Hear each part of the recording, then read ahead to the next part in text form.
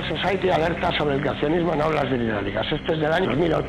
Pues se empiezan a consolidar o a difundir ideas como la del diseño inteligente, con un título que coincide exactamente con un curso que hubo en ese año de 2008 en esta universidad, que no tenía nada que ver con el creacionismo ni con el diseño inteligente, sino que era un debate entre evolucionistas. Y se titulaba el curso Lo que Darwin no sabía. Bueno, pues el título es el mismo que utilizan estos señores que plantean una serie de actos en España en el año 2008 para presentar y dar a conocer las hipótesis del diseño inteligente. Bueno, pues cuando se anunció esto, Madrid, 21 de enero, os podéis imaginar que yo 3 horas antes, como si tocara Justin Bieber, estaba allí en la cola esperando que me dejaran entrar. Entre otras cosas, para coger un interesantísimo DVD que conservo, en el que las explicaciones son impensables. Si queréis un día os lo traigo y lo vemos porque no tiene desperdicio.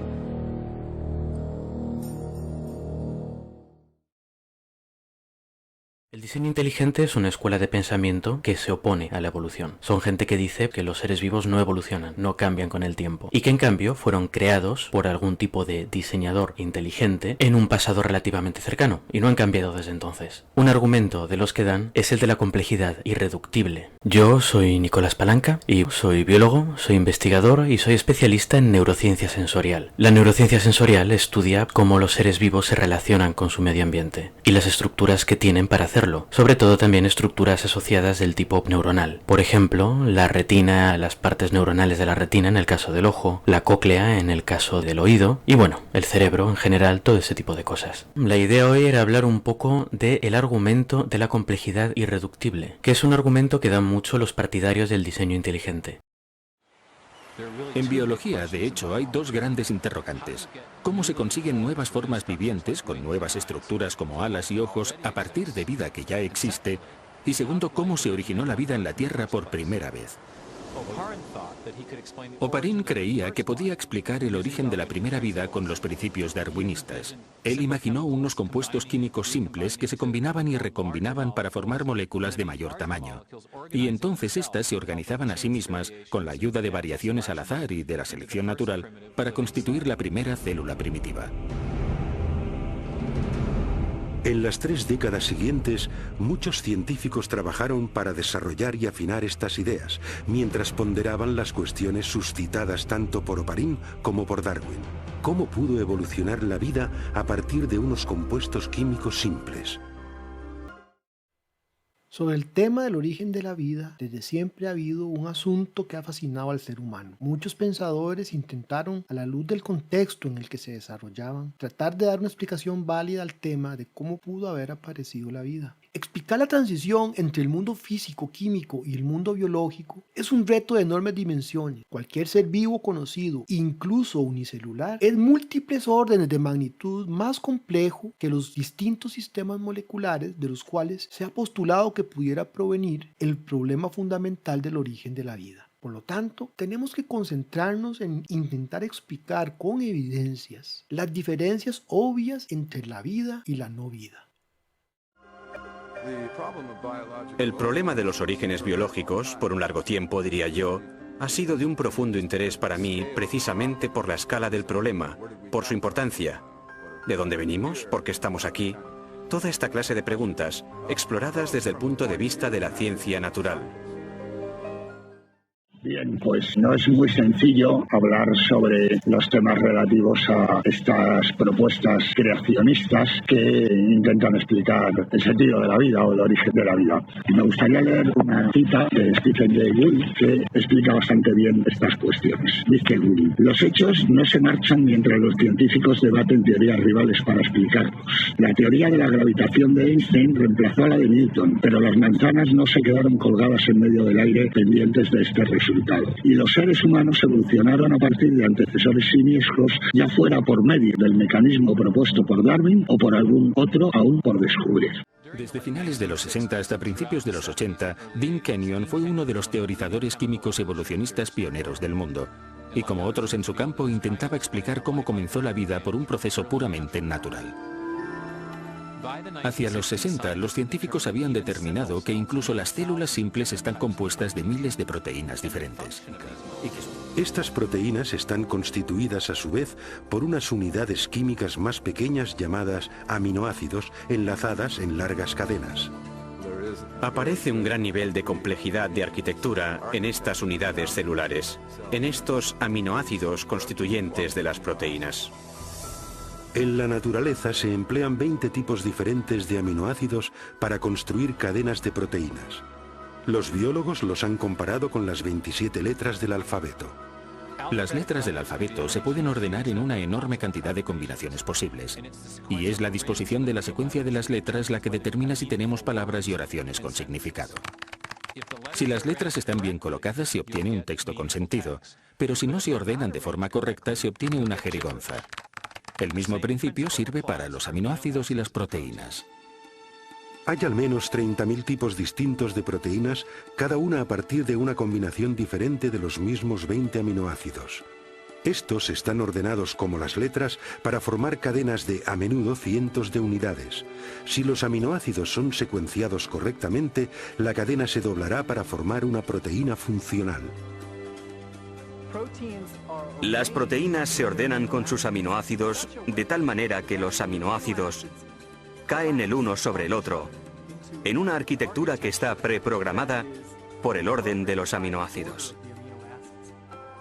Se dobla formando una estructura específica y esta estructura puede realizar una determinada función, de modo que todas las proteínas en una célula tienen una forma tridimensional, basada en la secuencia de los aminoácidos en la cadena. Esta disposición es crítica, porque si los aminoácidos están secuenciados de manera incorrecta, se forma una cadena inútil y en vez de doblarse para formar una proteína, será destruida dentro de la célula. Las proteínas, como lenguajes escritos o códigos de ordenador, poseen un elevado grado de especificidad. La función del todo depende de la disposición precisa de las partes individuales. Hola, aquí Saúl Ares del Centro Nacional de Biotecnología del CSIC. Hoy voy a hablar un poco sobre el problema del origen de la vida y los puntos de vista creacionistas sobre este problema. Las tesis creacionistas hacen muchas veces hincapié en el problema del origen de la vida. Básicamente, el argumento con el que funcionan es más o menos decir que la vida aparezca a partir de materia inerte es un evento altamente improbable que da lugar además a algo muy especificado de un diseño muy reconocible, que es una célula viva, y por lo tanto tiene que haber sido causado por una causa inteligente. Algo que ayuda a que tengan este argumento es que hoy en día, desde el punto de vista de la ciencia establecida o tradicional, no tenemos aún una explicación para el origen de la vida. Las primeras ideas que llevaron al establecimiento de esta línea de pensamiento fueron planteadas por el bioquímico ruso Alexander Ivanovich Oparin en el año 1922. Fue Stanley Miller, un estadounidense quien en 1953 quiso poner a prueba la teoría de Oparin. Para esto, junto a Robert Urey, Miller creó un dispositivo capaz de reproducir la mezcla de elementos, es decir, agua, metano, amoníaco, hidrógeno, en una atmósfera como pensaron ellos que era la atmósfera primitiva inicial de la Tierra. Luego aplicaron descargas eléctricas y calor simulando los rayos de una tormenta. A través de la experimentación y de la generación de datos en estos casos, se podían examinar, interpretar y replicar los resultados. De esta manera, luego de las ideas de Oparin y Haldane, aparecen otras posibles rutas que explican la aparición de la vida, en las cuales lo que cambia es el enfoque inicial y las condiciones en que la vida misma pudo haber aparecido. Fue durante este periodo de tiempo que se manifestaron mis dudas acerca de ciertos aspectos del pensamiento evolucionista, al entrar en contacto con un sólido contraargumento que me planteó uno de mis estudiantes, que yo no pude refutar. Es importante puntualizar que nunca sabremos cómo apareció la vida por primera vez. Nadie estuvo ahí. Sin embargo, gracias a los aportes de diferentes disciplinas, la química, la geología, la biología molecular, la genómica, la proteómica, la transcriptómica, la biología de sistemas y la biología sintética, además de la evolución, han permitido que el estudio de la aparición de la vida sea un campo de investigación sólido y maduro que nos permitirá seguir avanzando en conocimiento de cómo surgió la vida en este planeta y de cómo podría surgir en otras partes del universo, a diferencia de las teorías que no están apoyadas en el materialismo. Kenyon se vio desafiado a explicar cómo se podrían haber ensamblado las primeras proteínas sin la ayuda de instrucciones genéticas. En las células vivientes actuales, las cadenas de aminoácidos no se forman directamente por atracción entre sus componentes, el escenario que Kenyon postulaba para la Tierra primitiva. En su lugar, otra gran molécula dentro de la célula almacena instrucciones para secuenciar los aminoácidos en las proteínas. Se llama ADN. Como otros científicos que trabajaban en el origen de la vida, Kenyon se dio cuenta de que tenía dos opciones. Debía explicar o bien la procedencia de estas instrucciones genéticas de ensamblaje, o bien cómo surgieron las proteínas directamente de los aminoácidos sin ADN en los océanos primordiales. Y al final vio que no podía explicar ni lo uno ni lo otro. Cada vez más pensaba en la alternativa que se presentaba en la crítica y en el enorme problema que todos los que trabajamos en este campo habíamos descuidado de afrontar, el problema del origen de la información genética misma. Sobre las visiones más materialistas del tema del origen de la vida, hay hoy en día una amplia variedad de sabores, la mayoría de ellas con el mismo enfoque que se basa en una evolución química previa a la evolución biológica. Esto producto de las condiciones ambientales que ocurrían en una tierra primitiva. Por ejemplo, la hipótesis de las microesferas de proteinoides, planteada por el bioquímico norteamericano Sidney Fox en la década de los años 50, en la cual se plantea que la arcilla y otras superficies minerales pueden haber tenido una función clave en la formación de polímeros al actuar como soportes o como catalizadores. También está la hipótesis del periciclo de replicación, planteada por el físico británico Manfred Eigen, el ganador del Nobel en Química, y otros científicos como el químico austriaco Peter Schuster, quienes intentaron examinar los estados y sistemas macromoleculares autorreproductores más simples que pudieron haber existido en el caos molecular de la sopa prebiótica inicial de Oparin. Y algunas de estas ideas presentan variantes e incluye, por ejemplo, la teoría del mundo del hierro sulfuro de Gunther Wachstauger de 1988 y otros modelos presentados también por el citólogo y bioquímico belga, también ganador del Nobel, Christian de Duve, basados en la química de los tioésteres.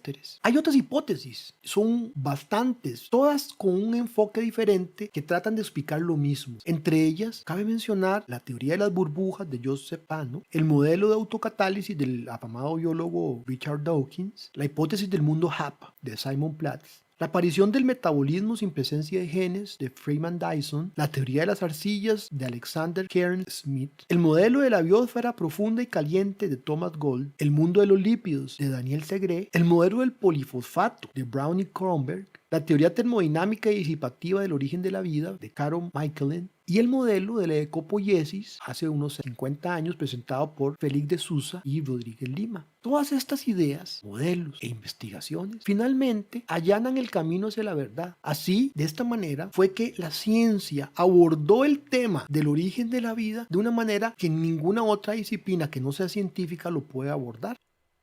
Sabemos muchas cosas. Sabemos que los compuestos orgánicos que se necesitan, las moléculas complejas que forman esa célula, se pueden formar a partir de materia inorgánica. Se pueden formar en condiciones muy distintas en ámbitos terrestres, sobre todo en los ámbitos de la Tierra primitiva, con mucha radiación, con mucho volcanismo, lo que da lugar también a eventos extremos, con mucha energía para producir reacciones químicas. Sabemos también que hay moléculas orgánicas que se producen gracias a la radiación del espacio y que, por ejemplo, se pueden encontrar en los cometas. Una tesis también es que muchas de estas moléculas orgánicas llegaron a la Tierra por medio de cometas y luego aquí siguieron reaccionando para dar lugar a formas más complejas. Estamos entendiendo cómo pueden ir apareciendo distintos tipos de moléculas, aminoácidos, lípidos, que dan lugar a distintos componentes de la vida, ácidos nucleicos, que son el origen del ADN y del ARN, lípidos que van a ser necesarios para membranas celulares, aminoácidos que van a ser necesarios para las proteínas. Se sabe, por ejemplo, cómo membranas pueden formarse e incluso autorreplicarse, crecer y formar membranas más pequeñas sin necesidad de que haya una maquinaria genética dentro. Se hacen teorías y experimentos de cómo esas membranas que pudieron ser parecidas a la antigua membrana celular pudieron contener dentro los primeros ácidos nucleicos, como en un mundo primigenio a lo mejor las primeras moléculas autorreplicantes fueron de ARN, porque el ARN es capaz de tener estructuras tridimensionales muy complejas. A la vez de mantener información genética, son también capaces de hacer un poco como las proteínas y de ser pequeñas maquinitas microscópicas capaces de interaccionar entre ellas y crear mecanismos. Pero todavía no hemos encontrado la respuesta al puzzle de cómo en la Tierra primitiva todos esos elementos dieron lugar a la primera célula. Y eso está bien, no es ningún problema. El argumento creacionista de como la ciencia no tiene explicación para esto, por lo tanto hay que inventarse una explicación, que en este caso es hay un creador inteligente, pero te podrías inventar cualquier otra, apareció por arte de magia, la trajeron los extraterrestres, que también es algo que se dice, o cualquier otra, pero no hay evidencia de ella. Entonces, ¿cuál es el problema? Pues el problema, como hemos dicho, es que desde el punto de vista de la ciencia tradicional todavía no sabemos cómo se formó esa primera célula viva. La ciencia, siguiendo la metodología del método científico, si no sabemos algo, pues no lo decimos. No sabemos cómo apareció la primera célula, pues no lo sabemos y no nos inventamos una causa. Seguimos trabajando para investigarlo. Y esa es la razón por la que hacemos ciencia, contestar preguntas a las que no tenemos respuesta. Para la década de los 70, la mayoría de investigadores rechazaba la idea de que la información necesaria para construir la primera célula se produjera por mero azar.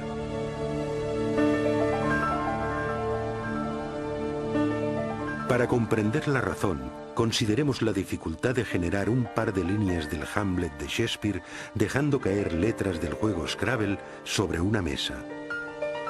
Luego, pensemos que las instrucciones genéticas específicas para construir las proteínas ni del organismo unicelular más simple llenarían cientos de páginas de texto impreso.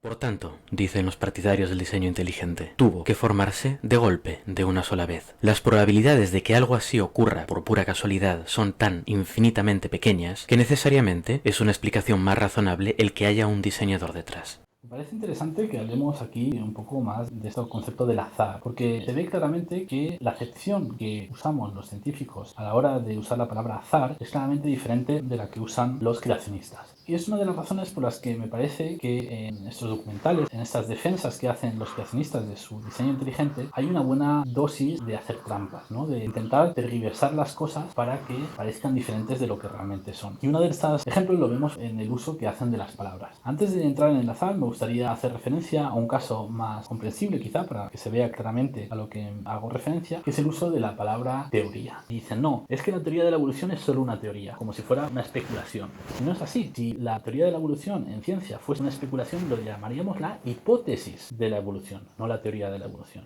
Eso de es solo una teoría que se argumenta desde el mundo del creacionismo, pues es una falacia. La evolución es un hecho y nosotros sabemos que el cambio de las formas orgánicas con el tiempo es una realidad. De forma que hay que saber diferenciar cuando se establece esta discusión en estos términos de es que la evolución es solo una teoría. Hay que tener en cuenta que los hechos no forman parte de esta jerarquía de certitudes de las ideas científicas. Son los datos de la naturaleza y son las realidades de la naturaleza. Un ejemplo parecido, por tanto, es el que vemos con el uso de la palabra azar. Azar, para la sociedad civil, es algo aleatorio, algo que pasa de repente. Por ejemplo, que te toque la lotería, pues es una cosa al azar, porque tú compras un boleto que tiene un número y si salen las pelotitas, en este caso, correspondientes a esos números y en esa secuencia te toca el premio. Pero los científicos no usan esa acepción de azar tan específica. Cuando los científicos dicen que la evolución es al azar, no es porque haya un sorteo y aparezca repentinamente una especie de ninguna parte a partir de la nada, sino que azar simplemente hace referencia a la no direccionalidad. Es decir, la evolución es azarosa porque no tiene un objetivo, no piensa hacia dónde va, no tiene un plan de actuación, sino que va actuando y las cosas van surgiendo pues como salen. Unas salen bien y por tanto la selección natural las mantiene, sobreviven y se reproducen, otras salen mal, se mueren, no se reproducen y desaparecen de la faz de la Tierra. Eso es a lo que se refiere la ciencia cuando habla del azar. Por tanto, me parece de un mal gusto tremendo cuando los creacionistas y los defensores del diseño inteligente hacen ese ejemplo tan manido y tan falso de tirar una pila de Scrabbles, ¿no?, de letras en el suelo y esperar que de ahí salga un texto como puede ser el libro de Darwin, de Origen de las Especies. Dicen, claro, si la evolución es al azar, eso es como tirar estas letras y esperar que azarosamente se forme algo inteligible y tan complejo como el libro de Darwin. Bueno, pues esto es una falacia absoluta y es además un insulto a la inteligencia de cualquier persona con la que se está intentando debatir de manera razonable, porque los científicos lo que intentan es entenderse, no confundirse mutuamente. ¿Y por qué digo que el azar en ciencia no tiene nada que ver con esta pila de Scrabbles, de letras, que se tiran al azar en el suelo para formar una palabra o formar frases? Bueno, pues precisamente por lo que ya hemos hablado y ya he mencionado varias veces a lo largo de este documental, que es el hecho de que hay pasos intermedios. Cada vez que tiramos los Scrabbles, no tenemos que generar de cero el libro por completo, y si no nos sale, volver a tirar todas las fichas. No, por el contrario, el proceso sería más bien que tenemos que tirar la pila de Scrabble palabra por palabra, y que a medida que conseguimos una palabra que tiene sentido, ya esa la podemos almacenar y tiramos otra vez la pila de letras para la siguiente. Y se la añadimos, pero es un proceso cumulativo, no es un proceso que empiece de cero en cada iteración. Y esto me parece que es fundamental para entender el proceso evolutivo. Ya lo hemos mencionado antes con un ejemplo concreto, que es el de las alas en los murciélagos o el del ojo. Hay pasos intermedios, pasos pequeños, que ya son funcionales, que ya tienen una utilidad para los individuos que las poseen y sobre las cuales luego se va añadiendo complejidad. No hace falta generar toda la complejidad de un ojo humano de una sola tirada. ¿Por qué? Porque el ojo humano no fueron creados de la nada, sino que vinieron de un individuo que ya previamente tenía ojos. Se entiende entonces que este proceso, alargado en el tiempo, ha ido adquiriendo complejidad con sus diferentes iteraciones y no es como lo intentan banalizar los creacionistas con esa absurda tirada de fichas del Scrabble. Los biólogos serios que estudian el origen de la vida no creían que ésta hubiera surgido solo al azar. Se imaginaban a la selección natural actuando sobre variaciones al azar entre compuestos químicos para producir la primera vida, pero había un problema con esta propuesta. Por definición, la selección natural no podría haber funcionado antes de la existencia de la primera célula viva. Porque solo puede actuar sobre organismos capaces de reproducirse, las células dotadas de ADN que pasan sus cambios genéticos a generaciones futuras. Sin ADN no hay autorreproducción, pero sin autorreproducción no hay selección natural, de modo que no se puede usar la selección natural para explicar el origen del ADN sin dar por supuesta la existencia de aquella misma cosa que se está tratando de explicar. La hipótesis que tiene mayor fuerza es una hipótesis que se llama la del mundo de ARN. Esta sostiene que fue el ARN la molécula que dio lugar al primer sistema de replicación y que luego hubo un relevo por la molécula de ADN, la cual es más estable a nivel químico. Desde que se descubrió el papel central del ARN y los ribonucleótidos en la síntesis de proteína y las reacciones químicas, y que a mediados de los 80 se volvió más importante cuando se descubrieron las propiedades que tiene el ARN de ser autocatalítico. Fue en 1960 cuando inició esta idea del mundo del ARN con científicos como Alexander Rich y sus observaciones o ideas de 1962, o los biólogos que han sido famosos, Carl Woese en 1967 y el mismo ganador del Nobel, Francis Crick, el Nobel del 53 por el descubrimiento del ADN, así como Leslie Orgel de 1968. Todos ellos sugieren explícitamente que los primeros seres vivos que existieron estaban desprovistos de ADN y de proteínas y que los mismos tenían ARN como material hereditario y como catalizador. Descubrir cómo fue el proceso que hizo de la materia inerte que se convirtiera en las primeras células resulta aún en una incógnita. Sin embargo, es solo cuestión de tiempo lo que nos falta para llegar a entender esta transición fundamental entre lo vivo y lo inerte. Lo que sí sabemos, a partir de comparar el ADN de todos los seres vivos que existen actualmente y también sus características morfológicas y hacer una especie de árbol hacia el pasado, es que todos los seres vivos de vida celular que tenemos hoy en día en la Tierra proceden de un único ancestro común, lo que se llama el LUCA, el Last Unique Common Ancestor en inglés. Esto básicamente nos viene a decir que toda la vida que vemos hoy en día procede de un único evento de aparición de la vida.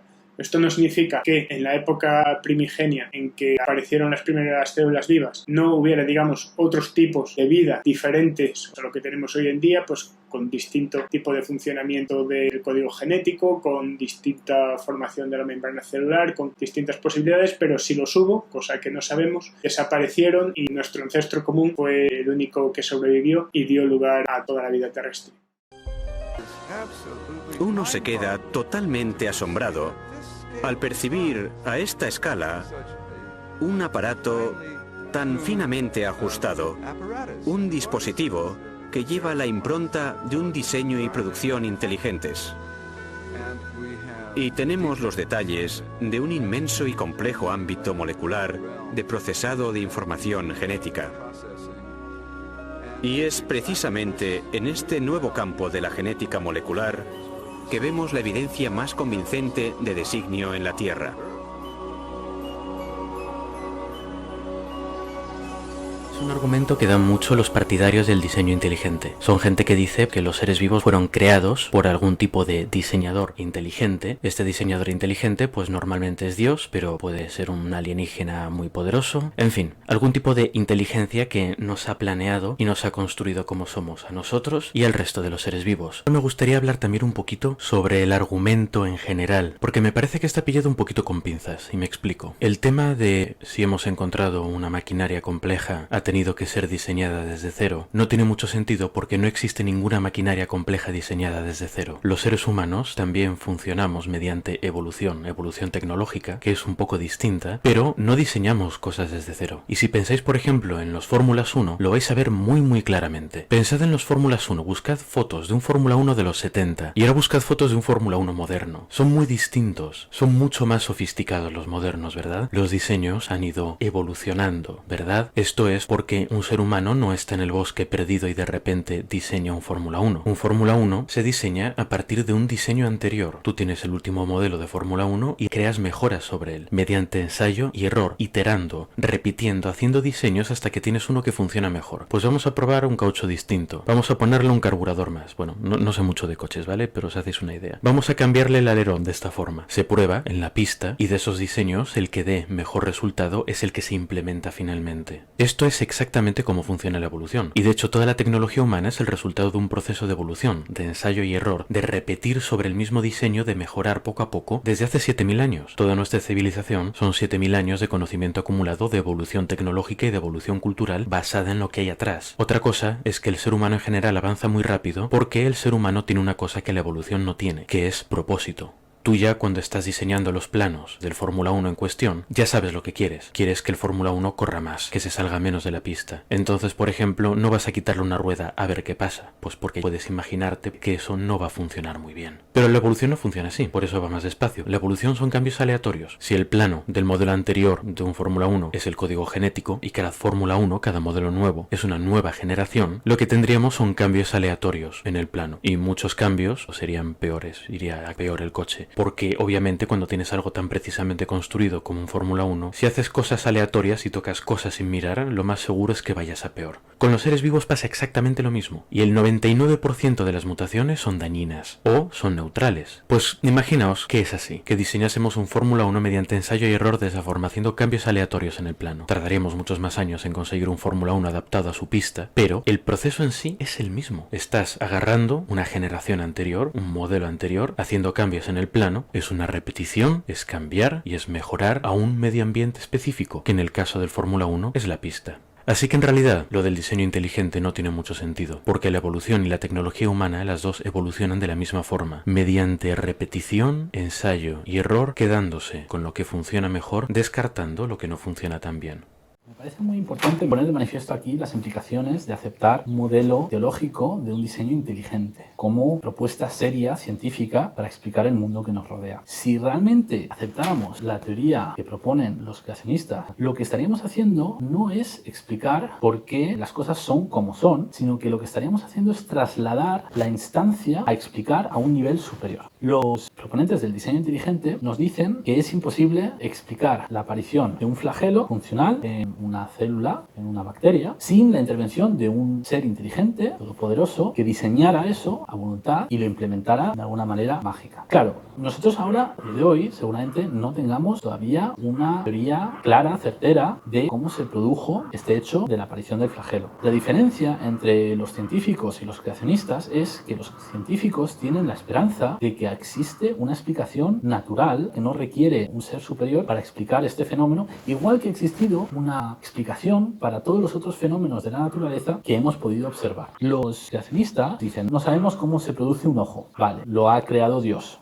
Muy bien, pero entonces en vez de explicar cómo se genera un ojo, ahora tenemos que hacer algo que es todavía más complejo y es explicar de dónde sale ese Dios, quién es ese Dios, qué es Dios. Unas dudas, unas preguntas que son infinitamente más difíciles de explicar que la duda original a la que queríamos contestar. Y a mí me parece que esa manera de echar balones fuera no es aceptable para la ciencia, porque genera mucha más complejidad de la que resuelve.